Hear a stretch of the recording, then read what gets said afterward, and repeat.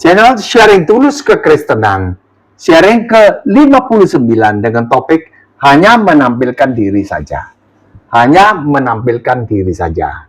Bapak, Ibu, saudara-saudari sekalian, Shalom, salam damai sejahtera. Sampai sekarang masih banyak saja orang di medsos yang mempertanyakan ketuhanan Yesus Kristus. Mereka ngotot mempertahankan pendapatnya bahwa Yesus itu orang, bukan Tuhan. Entah dengan sengaja atau tidak, mereka hanya melihat dari satu sisi saja ketika firman itu menjadi manusia. Lalu mereka menyimpulkan Yesus itu manusia. Lalu dilanjutkan bahwa beliau itu bukan Tuhan. Dari gejala ngototnya mereka membuktikan bahwa Yesus itu memang benar bukan Tuhan, mencoba membuktikan, kita bisa mengerti bahwa ada suatu kegelisahan di dalam benak mereka karena ada keraguan di dalam hati mereka akan Allah, tanda kutip, yang mereka sembah. Jika mereka yakin akan apa yang mereka sembah itu adalah Allah yang benar, tentu mereka tidak akan pusing dengan ketuhanan Yesus Kristus. Entah Yesus itu Tuhan, entah Yesus itu manusia, mereka seharusnya dengan tenang beribadah kepada Allah mereka. Tidak usah pusing. Mbah mengajak kita sekalian mendoakan mereka ditarik oleh Allah Bapa datang kepada Tuhan Yesus. Mereka percaya dan diselamatkan juga. Yohanes 6:44. Tidak ada seorang pun dapat datang kepadaku jikalau ia tidak ditarik oleh Bapa yang mengutus aku. Dan ia akan kubangkitkan pada akhir zaman. 45. Ada tertulis di dalam kitab nabi-nabi dan mereka semua akan diajar oleh Allah. Ya ini, dan setiap orang yang telah mendengar pengajaran dari Allah ini, ya lewat peristiwa apa? Peristiwa itu pengajaran dari Allah. Dan menerima pengajaran dari Bapa, ya telah membaca ayat atau mendengar penginjilan dari mana, mereka datang kepadaku, datang kepada Yesus. Pak Yesus percaya. Mari Mbah mengajak dengan serius kita sekalian mendoakan agar mereka diajar oleh Bapa dan telinga rohani dan hati mereka dibuka sehingga mereka bisa menerima Yesus Kristus sebagai juru selamat dan mereka bisa menikmati surga sejak di bumi ini sampai kekal abadi bersama kita sekalian. Kepada para debator Kristen di medsos, Mbah harapkan agar bersikap membimbing dengan sabar, tidak mengolok-olok mereka. Kasihanilah mereka. Tidak usah membuka aib mereka. Tidak usah. Ya, jangan usah. Begini, tidak usah. Jadi kita memberitakan Injil, itu saja. Dan memberitakan Injil ini saja. Bahwa Allah kita ini begini. Mari kita mulai dengan bahasan kita. Yesus itu Tuhan yang menampilkan diri saja. Menampilkan diri saja, Tuhan yang menampilkan diri saja selama 33 tahun menjadi manusia. Setelah misi beliau menyelamatkan umat manusia dengan mati menyerah nyawa di atas kayu salib, dan seterusnya, beliau kembali pada kodrat beliau sebagai Tuhan atau Allah. Yohanes 1 ayat 1, pada mulanya adalah firman itu bersama-sama dengan Allah, dan firman itu adalah Allah. 2, iya, firman itu pada mulanya bersama-sama dengan Allah. 3, segala sesuatu dijadikan oleh dia, oleh firman itu, dan tanpa dia, tanpa firman itu tidak ada sesuatu pun yang telah jadi dari segala yang telah dijadikan. 14, firman itu telah menjadi manusia dan diam di antara kita, dan kita telah melihat kemuliaannya, yaitu kemuliaan yang diberikan kepadanya sebagai anak tunggal Bapa, penuh kasih karunia dan kebenaran. Ini sudah bolak-balik kita baca ini sudah. Tapi kita ulang supaya ceritanya berlanjut, bersambung. Firman itu yang adalah Allah telah menjadi manusia, dan kita sekalian telah melihat firman yang menjadi manusia ini sebagai anak tunggal Bapa, yaitu dalam budaya manusia kita sebut beliau Pak Yesus atau Mr. Jesus. Tentu tidak mustahil bagi Allah turun dari sorga langsung menjadi manusia. Ya bahasa Jawanya anjlok, loncat turun menjadi manusia bernama Yesus. Bisa saja. Namun jika demikian, beliau bukan menjadi manusia sama seperti kita. Itu namanya jadi-jadian. Ayat 14, firman itu telah menjadi manusia dan diam di antara kita. Artinya menjadi manusia biasa, sama seperti kita. Beliau dikandung, tapi dalamnya itu Allah. Kita ini dalamnya ya tetap orang, dia daging, tubuh, jiwa, dan roh. Lah beliau itu dalamnya itu Allah, ya susah diterangkan lah. Kita ini cuma manusia biasa. Bagaimana bisa meneropong, bisa membreakdown. Kita membreakdown diri kita aja nggak bisa. Mana tubuh kita? Kita tahu ini tubuh. Jiwa? Nggak bisa. Pada pikiran? Nggak bisa. Sekepal itu otak. Kenapa otak bisa berpikir, bisa mau berkhayal gini-gini? Nggak bisa kita terangkan. Nggak bisa kita terangkan. Apalagi roh setelah mati, rohnya keluar. Katanya. Kita tidak bisa. Apalagi kita mau membreakdown keberadaan Allah. Nggak mungkin. Lebih baik jangan. Kalau benar mau, Mbak cuma menikmati manfaat saja. Matahari tidak bisa di breakdown. Tidak bisa. Tidak bisa. Kita menikmati saja sinarnya, panasnya, ya membentuk, menguatkan tulang, ya menghilangkan yang sakit-sakit, pokoknya begitu lah. Manfaatnya aja, tumbuhan tumbuh sehat, tumbuh. Beliau dikandung oleh seorang wanita, dikandung saja, tapi tidak terjadi proses penjadian dari benih laki-laki dan perempuan. Ini Pak Yesus ini, firman yang menjadi manusia. Roma 8 ayat 3, dengan jalan mengutus anaknya sendiri dalam daging. Di Roma 8 ayat 3 itu, anak Allah mengenakan daging. Anak Allah di dalam daging. Maaf, numpang lewat saja rahim Bunda Maria. Tidak terjadi proses benih perempuan dibuai oleh benih laki-laki. Tidak terjadi itu kan. Mbah menyebut numpang lewat saja, sebab di Yohanes 8:58, Pak Yesus memberitahu kita bahwa sebelum Abraham jadi, aku telah ada. Di terjemahan tahun 52, sebelum Abraham jadi, aku ada. Abraham adalah nenek moyangnya Pak Yesus. Abraham dijadikan di dalam rahim ibunya dari benih Terah bapaknya dan dari benih ibunya. Sedangkan Pak Yesus tidak dijadikan di dalam rahim Bunda Maria. Tidak, kan berarti numpang lewat. Tidak terjadi. Sudah ada. Kita dijadikan. Kita asalnya nol. Nihil. Pada waktu ibu kita dihampiri oleh ayah kita, terjadilah. Siapa yang menjadikan Allah seketika itu? Allah kan ada, walaupun tidak nampak. Maka itu jangan bergurau, kita ada. Nanti gampang saya bikinkan anak. Gak bisa punya anak itu dia. Ngomong begitu. Kalau guyonan bergurau, jangan bergurau begitu. Menyinggung beliau. You tidak akan keluar anak sampai you bertobat. Salah bicara saya. Gampang, nanti aku bikinkan anak. Gak bisa, bukan kekuatan beliau yang menjadikan. Sedangkan Pak Yesus tidak dijadikan di dalam rahim Bunda Maria, melainkan dia telah ada sebagai firman Allah tinggal di sorga. Jadi sebelum dikandung, beliau sudah ada. Cuma pakai daging saja. Yohanes 1 ayat 1 dan 14 tadi. Logis jika Pak Yesus telah ada sebelum dikandung oleh Bunda Maria. Sebelum Bunda Maria mengandung, beliau ada, tapi tidak pakai daging. Kita, ibu kita ada, kita belum ada.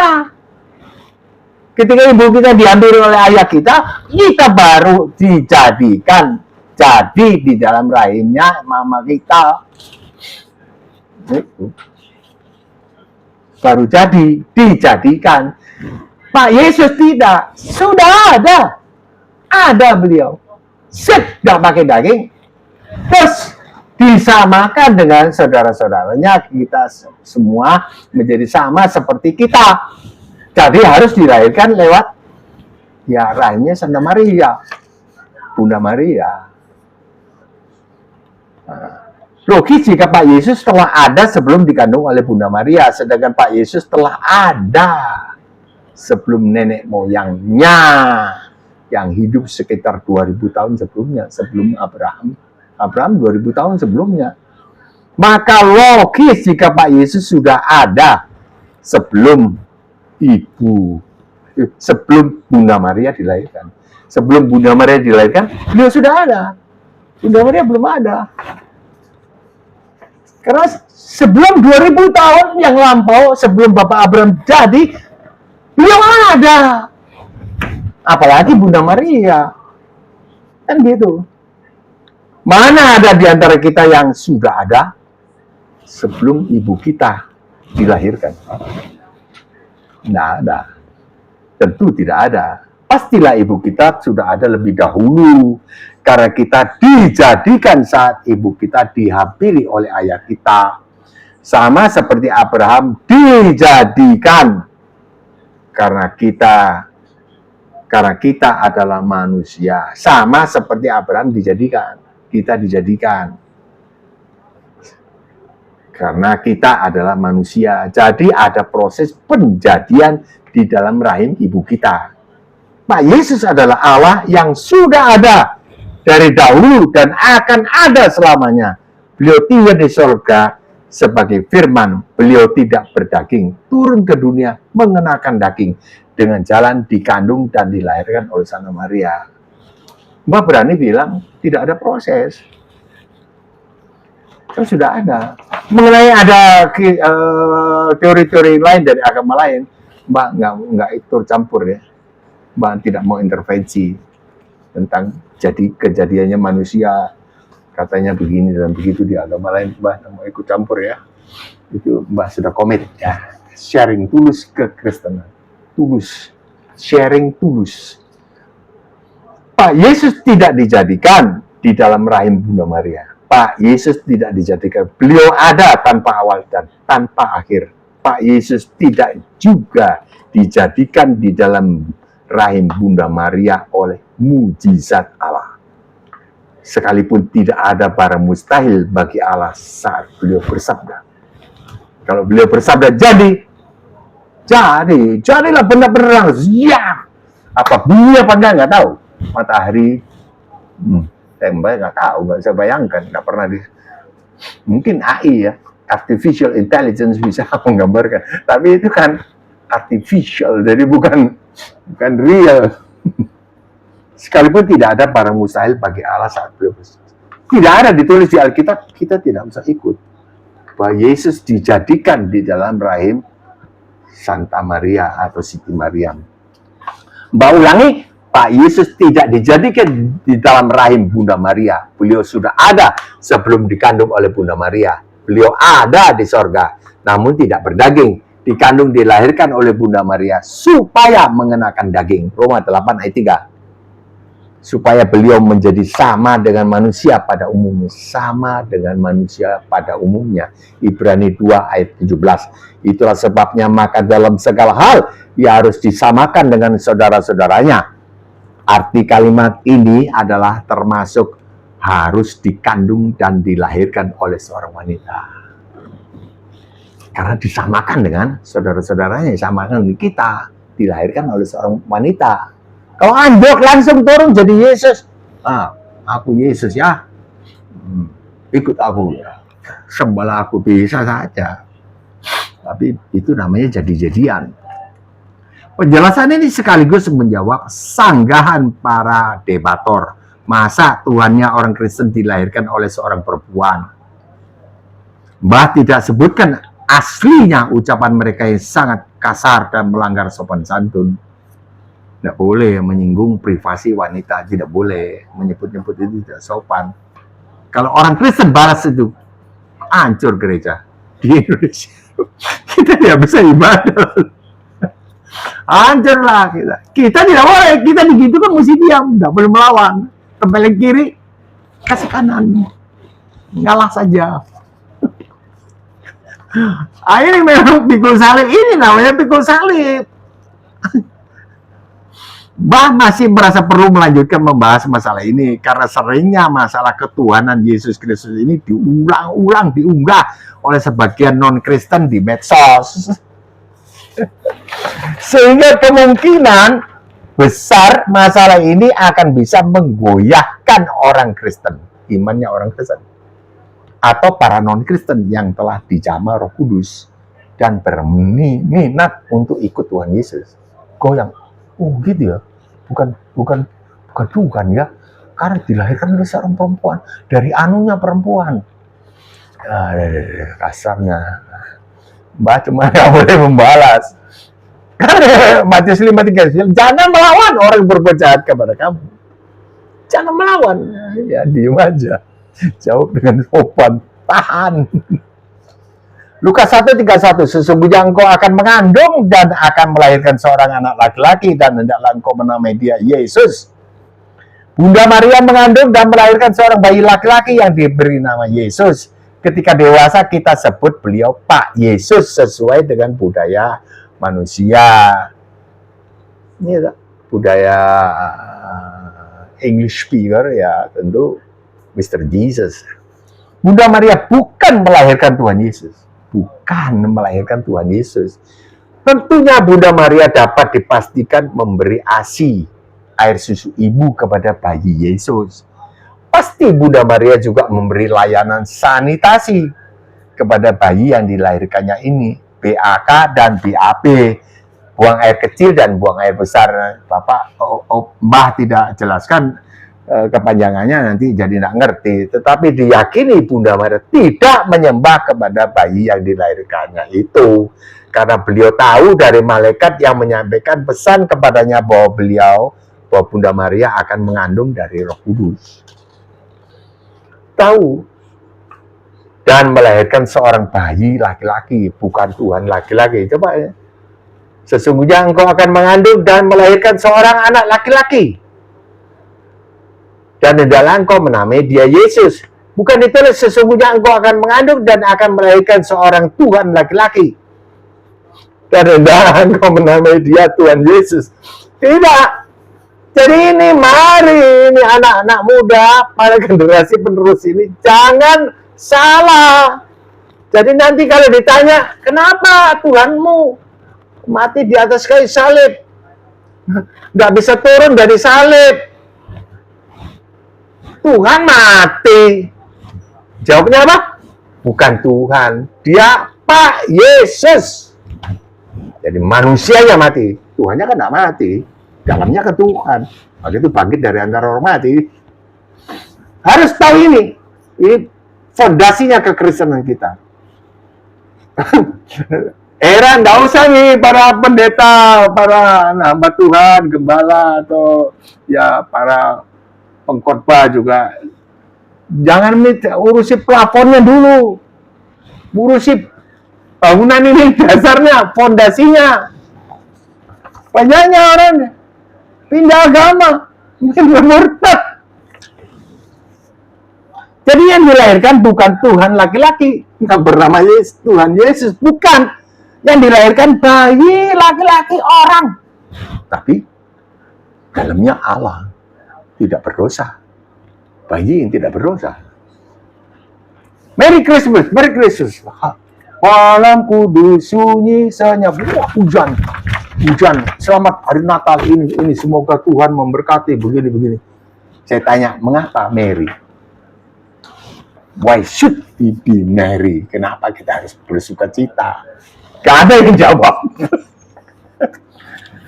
Aduh, ya cuma pesta-pesta. Jangan, harus tahu beliau dilahirkanlah seorang juru selamat. Loh, kok nggak bisa turun dari kayu salib? Ya itu tujuannya, menggantikan kita. Betul dong?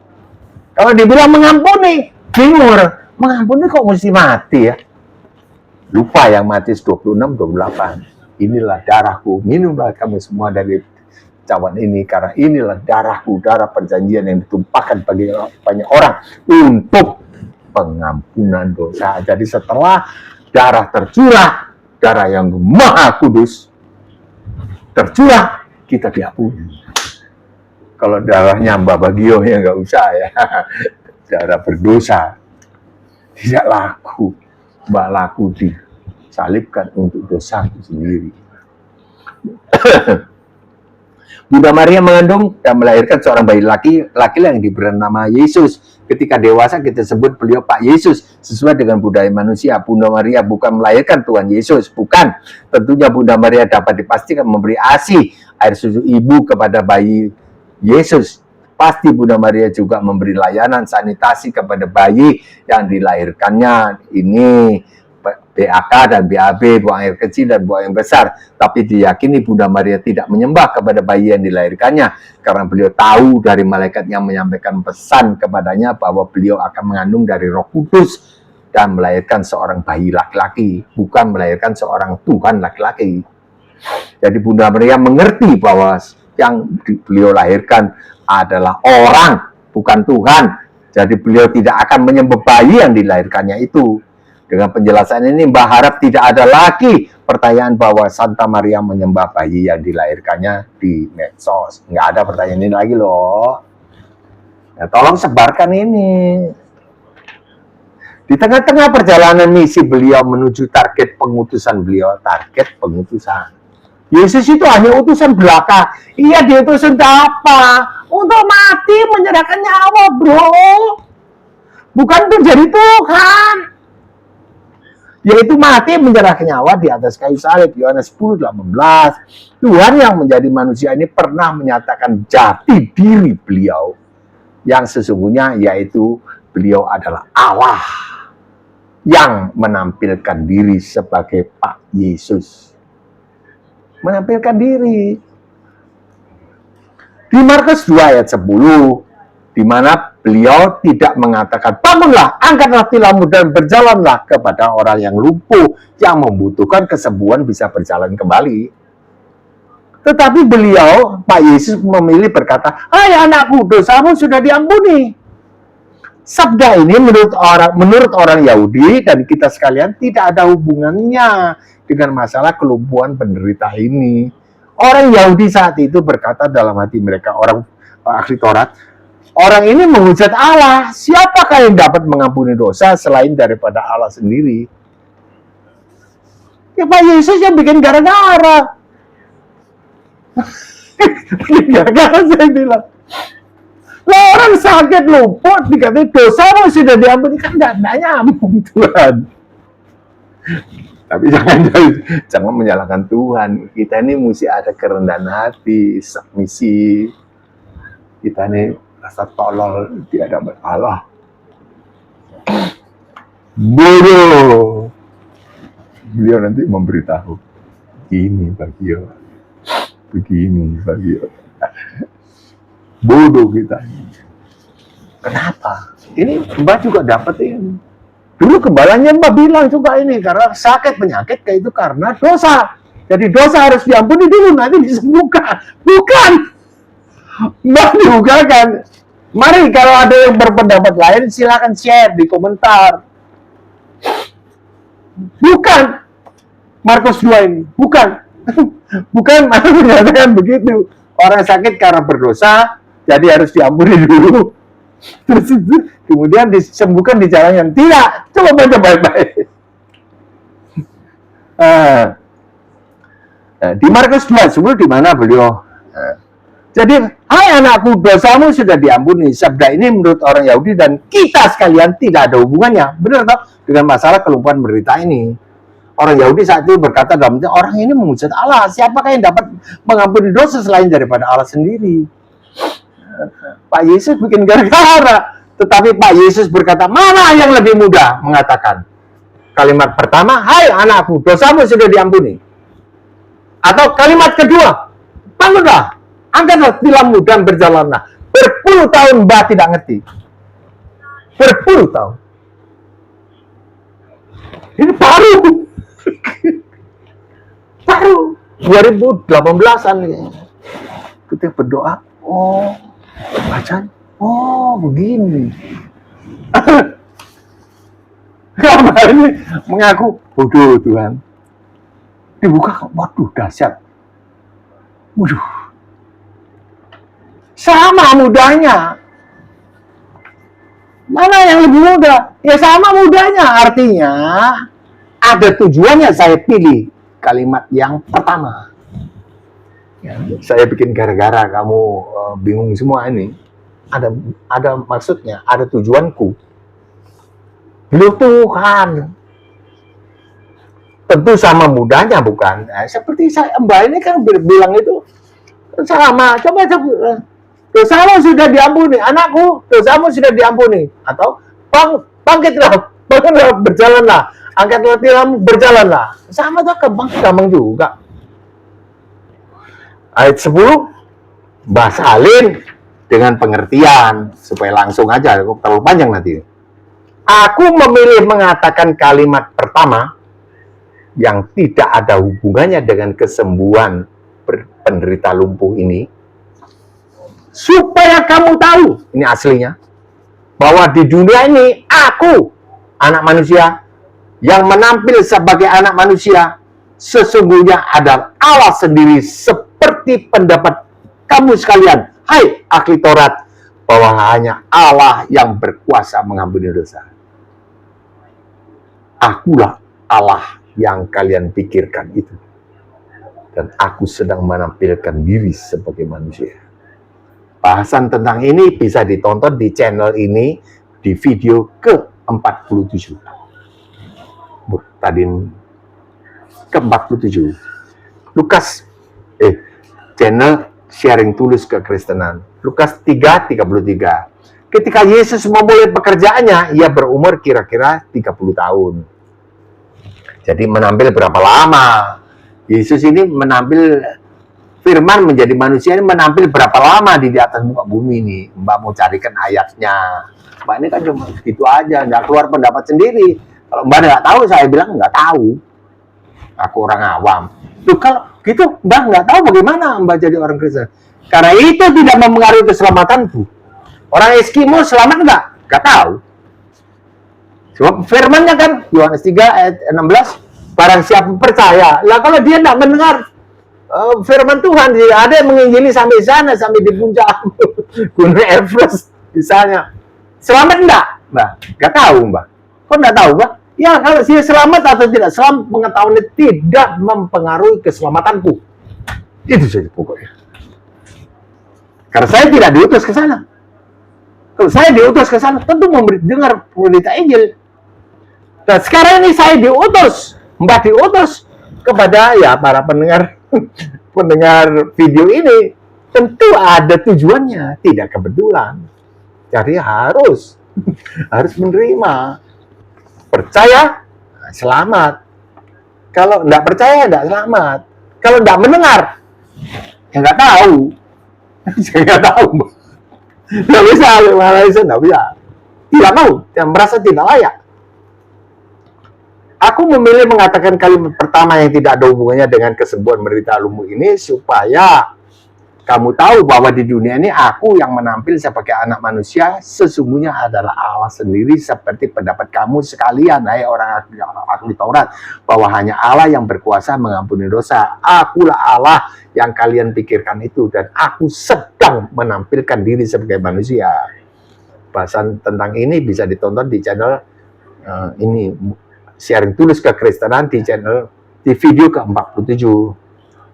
Ketika Yesus mulai Lukas 3:33, ketika Yesus mulai pekerjaannya ia berumur kira-kira 30 tahun. Beliau memulai pekerjaannya ketika berumur 30 tahun. Lukas 3:33. Ditambah 3 kali beliau pernah merayakan Paskah. Yohanes 2:13, Yohanes 6 ayat 4, Yohanes 11:55. Jadi lama menampil sebagai manusia, Allah menampil sebagai manusia adalah 30 tambah 3 tahun. 33 tahun. Ini angka ini. Jadi kesimpulan bahasan kita adalah lamanya beliau menampilkan diri sebagai manusia adalah 33 tahun. Mulai dilahirkan oleh Santa Maria sampai wafat di kayu salib. Selesai melaksanakan misi beliau ke-1. Matius 5:17, misi menggantikan posisi kita dihukum. Posisi kita dihukum, digantikan. Pulang kok. Bagio, pulang saya. Tapi saya, Mbak belum lahir. Kita sekalian belum lahir. Kuasanya sudah terjadi di sana.